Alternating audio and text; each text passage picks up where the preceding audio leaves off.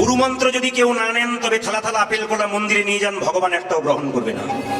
গুরুমন্ত্র যদি আপনি না নেন, আপনার বাড়িতে সাধুগুরু বৈষ্ণব এসে প্রশ্ন করবে, মা আপনার বাড়িতে একটু জল সেবা করব, আপনি তো বলবেন হ্যাঁ করুন, কিন্তু উনি প্রশ্ন করবেন, মা তোমার দীক্ষা হয়েছে তো? যদি আপনি বলেন না আমার দীক্ষা হয়নি, উনি বলবেন তবে তোমার হাতে জলস্পর্শ করবো না। তাহলে মানুষ কুলে জন্ম নিলেন, দেহতে দীক্ষা নিলেন না, তাহলে আপনার দেহটা বেকার হয়ে গেল, গোবিন্দ সেবাই লাগলো না। দাদা ভাইটাকে বলবো, ভালো গুরু দেখে আপনারা গুরুমন্ত্র নিয়ে নিন। যতক্ষণ না গুরুমন্ত্র না নেবেন ততক্ষণ আপনার দেহ শুদ্ধ হবে না।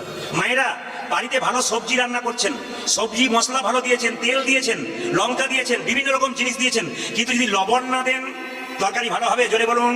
গোটা তরকারিটা নষ্ট হয়ে যাবে।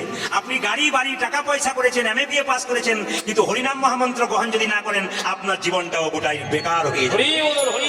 নুনবিহীন তরকারির যেমন অবস্থা, আপনারা গুরুমন্ত্র না নিলে আপনাদের দেহটার কিন্তু সেই রকম অবস্থা হয়ে যাবে।